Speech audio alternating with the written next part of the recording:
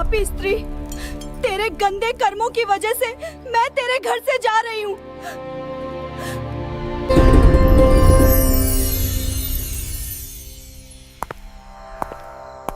क्या आप जानते हैं, कुछ घर ऐसे होते हैं जहां मां लक्ष्मी कभी प्रवेश नहीं करती।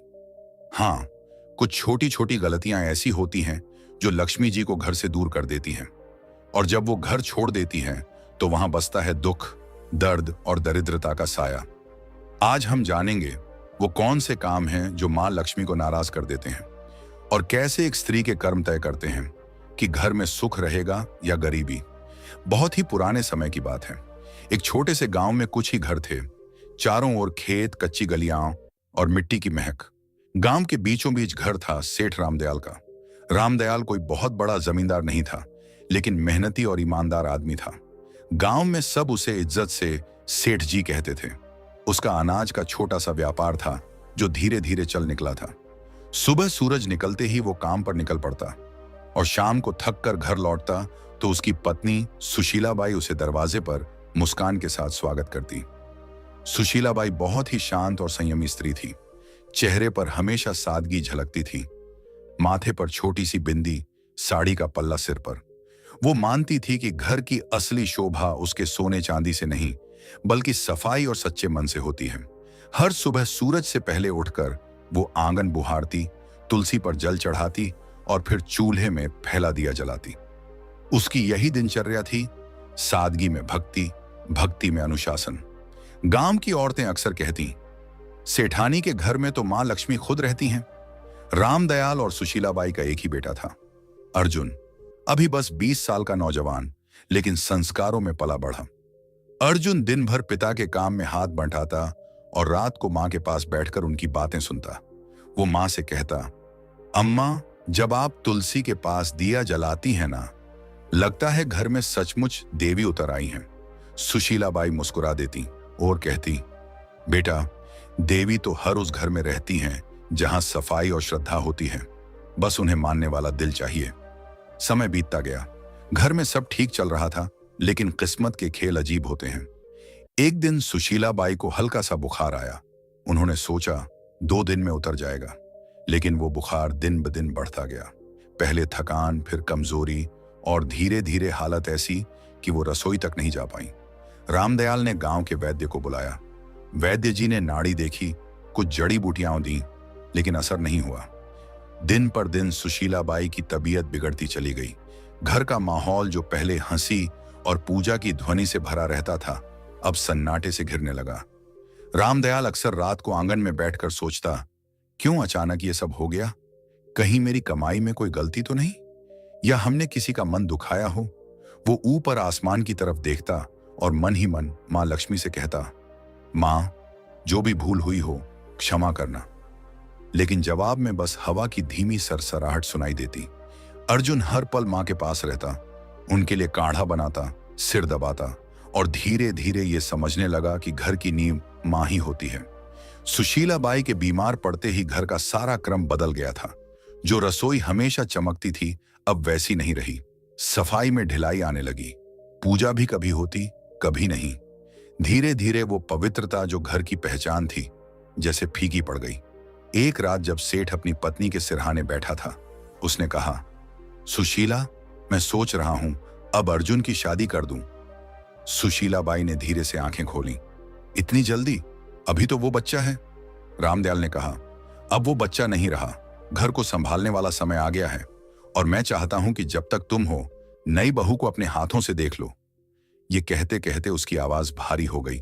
सुशीलाबाई ने कुछ पल सोचा, फिर बोली, अगर तुम्हें लगता है कि यही सही है तो कर दो।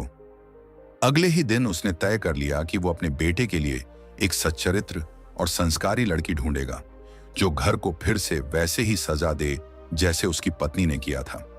गांव में खबर फैल गई कि सेठ रामदयाल अपने बेटे अर्जुन के लिए बहू ढूंढ रहे हैं। चौपालों पर बैठे बुजुर्ग हों या कुएं पर बातें करती औरतें, सबके बीच यही बात घूम रही थी। कोई कहता, सेठ जी को बड़ी खानदान की बहू चाहिए होगी, तो कोई जवाब देता, नहीं, वो तो सादगी और संस्कारों वाले घर की लड़की ही पसंद करेंगे। धीरे धीरे यह बात पूरे इलाके में फैल गई। हर कोई जानता था कि सेठ रामदयाल अपने बेटे की गृहस्थी बसाने की तैयारी कर रहे हैं। रिश्तों की चर्चा शुरू हुई तो आसपास के गांवों से लोग सुझाव देने आने लगे। हर कोई अपने घर की बेटी की तारीफ करता। सेठ सबकी बातें सुनता, लेकिन हर बार उसके मन में एक ही बात घूमती, सौंदर्य या अमीरी से घर नहीं चलता, घर तो संस्कारों और संयम से बनता है। उसी दौरान उसका पुराना परिचित गोविंद जी मिलने आया। उसने कहा, सेठ जी, मेरे रिश्तेदार के घर एक लड़की है, नाम राधा, सीधी सादी, घर संभालने वाली और बड़ों का आदर करने वाली। मुझे लगता है वो आपके घर के लायक हैं। सेठ ने कहा, अच्छा, मैं जाकर देख आता हूं। अगले दिन सुबह वह अकेले ही निकल पड़ा। पहले के जमाने में पिता ही जाकर लड़की देखा करते थे। दोपहर तक सेठ उस गांव पहुंचा जहां राधा का घर था। घर सादा था, आंगन साफ और वातावरण में सादगी थी। राधा के पिता ने आदर से स्वागत किया। बातचीत के दौरान राधा पानी लेकर आई, सिर झुकाए, शांत और संस्कारी। सेठ ने मन ही मन कहा, यही है वो लड़की जिसमें घर बसाने की समझ है।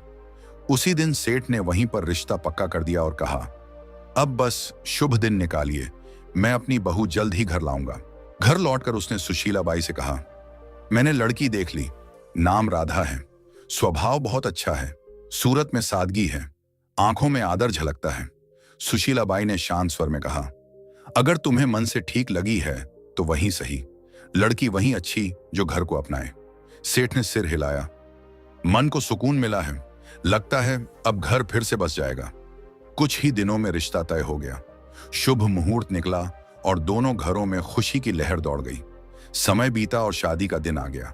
सादगी से मगर पूरे रीति रिवाजों के साथ विवाह हुआ।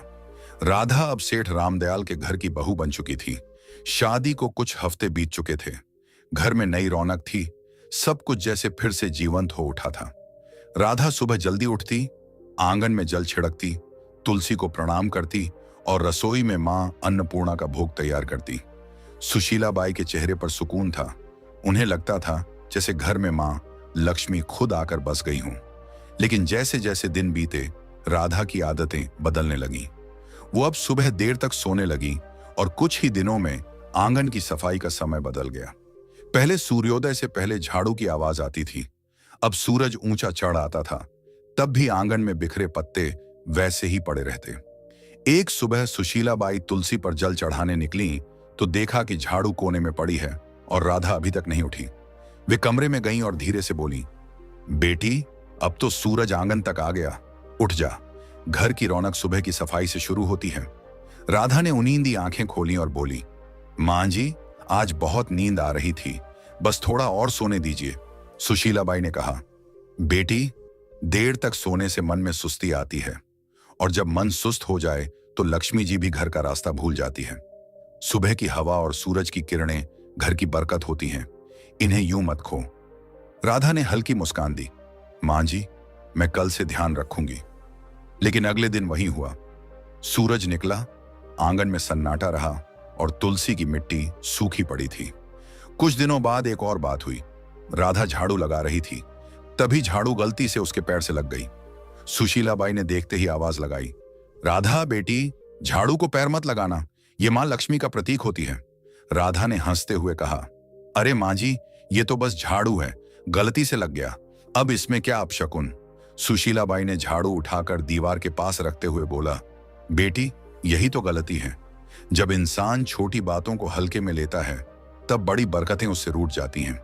झाड़ू सिर्फ सफाई का औजार नहीं, ये लक्ष्मी जी का आशीर्वाद है जो गंदगी दूर करती है। राधा ने हल्के स्वर में कहा, मां जी, आप भी ना हर चीज को पूजा बना देती हैं। सुशीला बाई मुस्कुराई, मगर आंखों में चिंता उतर आई। धीरे धीरे राधा का ध्यान घर की सफाई और रसोई से हटने लगा। एक रात वह खाना बनाकर थक गई और झूठे बर्तन चूल्हे के पास ही छोड़कर सोने चली गई। आधी रात को जब सुशीला बाई पानी पीने उठी तो देखा कि रसोई में झूठे बर्तनों का ढेर लगा है।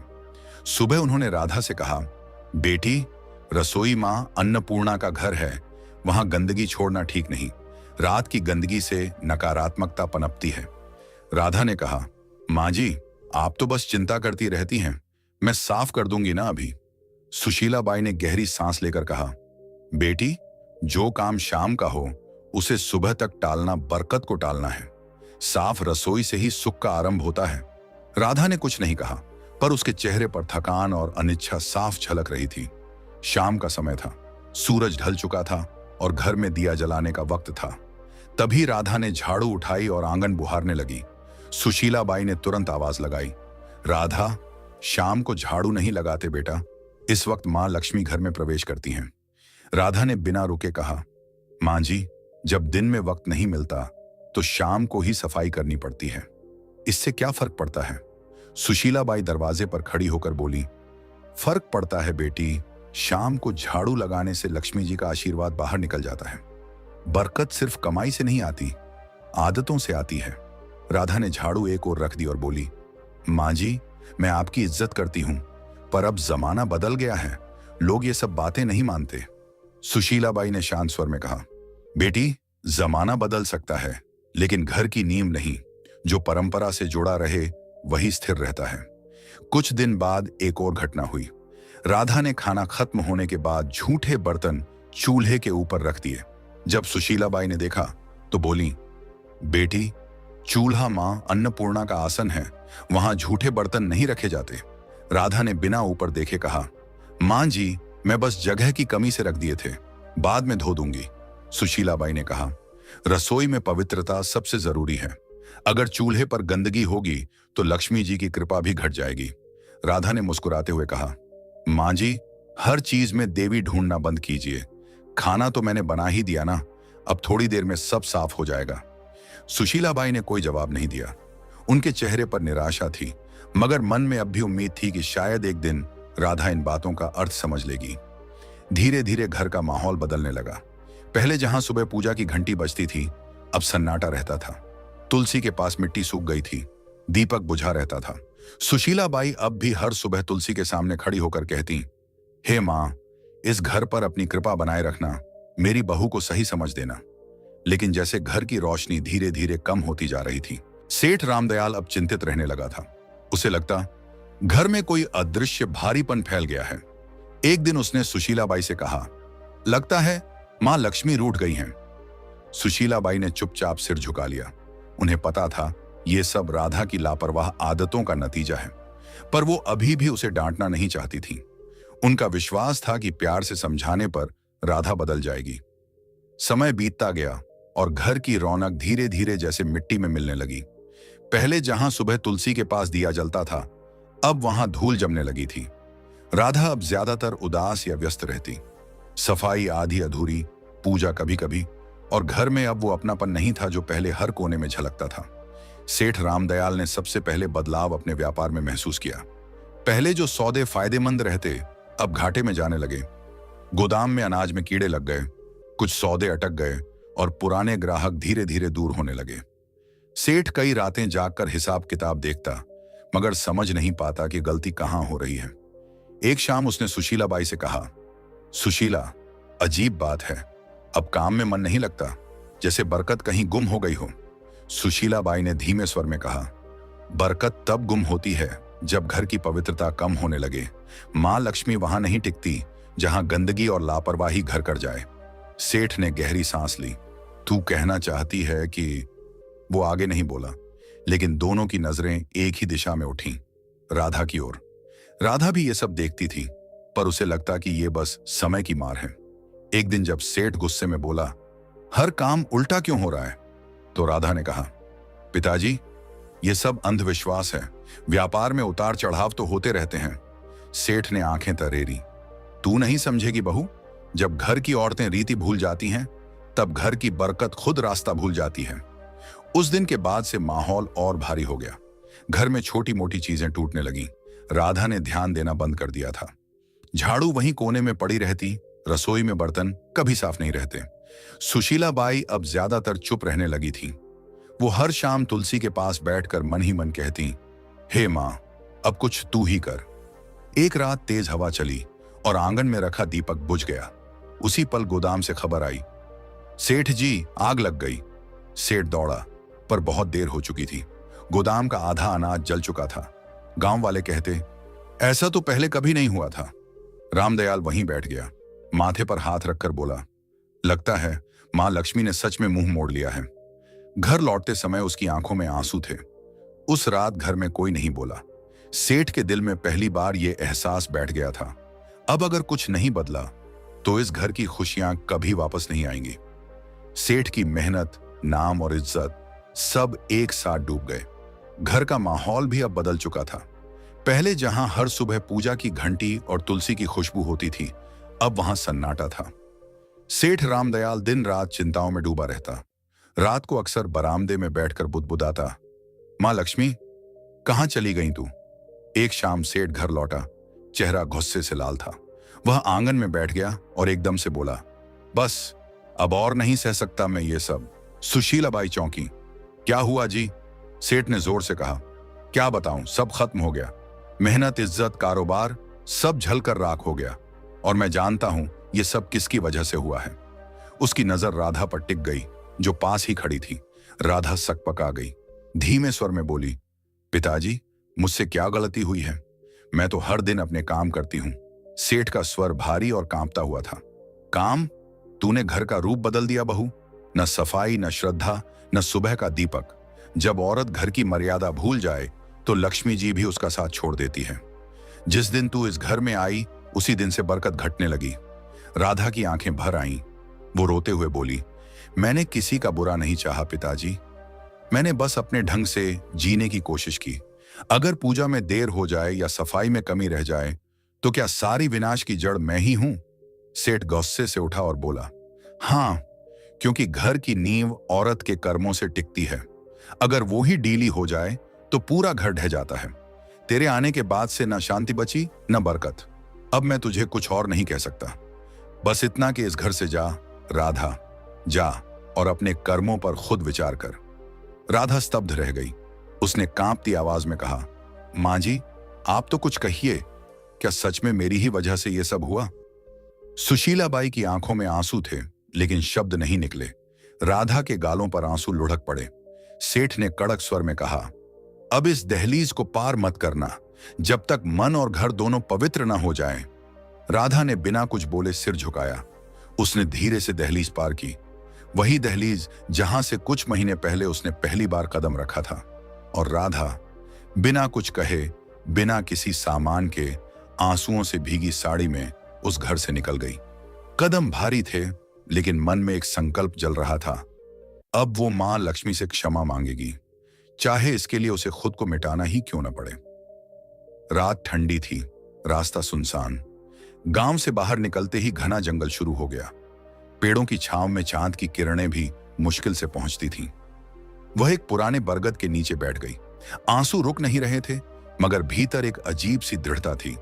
उसने हाथ जोड़कर कहा, मां, जब तक आप दर्शन नहीं देंगी, मैं ना अन्न ग्रहण करूंगी ना जल। रात बीती, दिन निकला। भूख ने शरीर तोड़ दिया, पर उसका मन और मजबूत होता गया।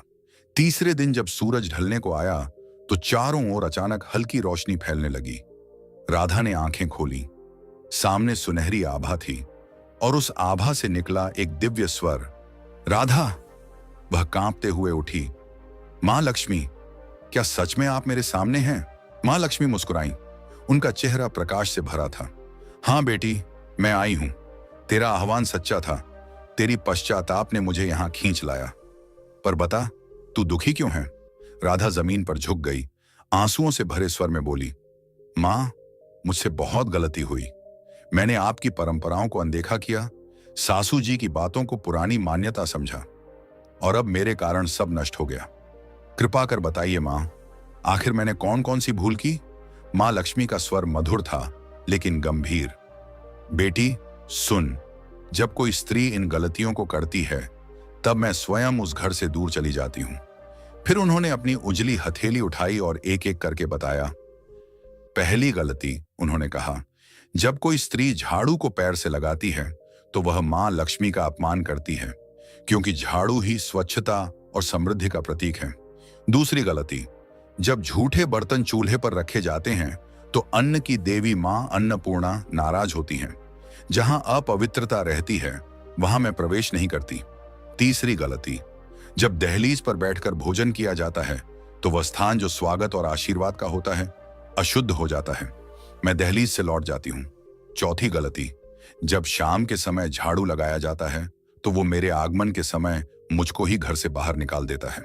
5वीं गलती, जब स्त्रियां देर तक सोती हैं और सूरज के निकलने के बाद भी घर बंद रहता है तो आलस्य के कारण घर की ऊर्जा नष्ट होती है। मैं ऐसे घरों में नहीं ठहरती। 6ठी गलती, जब आंगन की सफाई नहीं होती तो वहां नकारात्मकता फैलती है और मैं वहीं से लौट जाती हूं जहां गंदगी देखती हूं। 7वीं गलती, जब झूठे बर्तन रात भर रसोई में पड़े रहते हैं तो वो अंधकार को बुलाते हैं और मैं ऐसे घरों से विदा ले लेती हूं। 8वीं गलती, जब किसी के सामने दरवाजे को पैर या थोक से ठोका जाता है तो वो घर की मर्यादा को चोट पहुंचाता है। मैं वहां टिक नहीं सकती जहां आदर न हो। 9वीं गलती, जब घर में झगड़ा और कटुता रहती है तो मेरा स्वरूप जो शांति है वहां टिक नहीं सकता। 10वीं गलती, और जब स्त्रियां अपनी पूजा, सफाई और संयम को हल्के में लेती हैं तो वो खुद अपने हाथों से सुख के द्वार बंद कर देती हैं। मां लक्ष्मी की आवाज धीमी हुई, याद रखो बेटी, मैं हमेशा वहीं बसती हूं जहां स्वच्छता, श्रद्धा और सच्चा मन होता है। ये रीति नहीं, जीवन का संतुलन है। राधा की आंखों से आंसू रुक नहीं रहे थे। उसने कांपते हुए कहा, मां, अब समझ गई, घर की रौनक सजावट से नहीं, आदर और पवित्रता से आती है। मां लक्ष्मी मुस्कुराई, तूने गलती मानी है, अब तेरा घर फिर उजलेगा। जा बेटी, अपने ससुराल लौट जा, तेरे लौटते ही बरकत भी लौटेगी। इतना कहकर देवी का रूप धीरे धीरे प्रकाश में विलीन हो गया। राधा वहीं झुकी रही, हाथ जोड़कर बोली, मां, मैं आपका वचन निभाऊंगी, अब इस जन्म में फिर कोई ऐसी भूल नहीं करूंगी। फिर उसने सिर उठाया, आंसुओं में मुस्कान थी और कदम गांव की ओर बढ़ा दिए। जैसे ही उसने दहलीज पार की, सुशीला बाई दौड़कर आई और आंसुओं के साथ बोली, राधा, तू लौट आई। राधा ने कहा, मां जी, मैंने सब समझ लिया है। मां लक्ष्मी घर में तभी बसती हैं जब सफाई, पूजा और श्रद्धा साथ हों।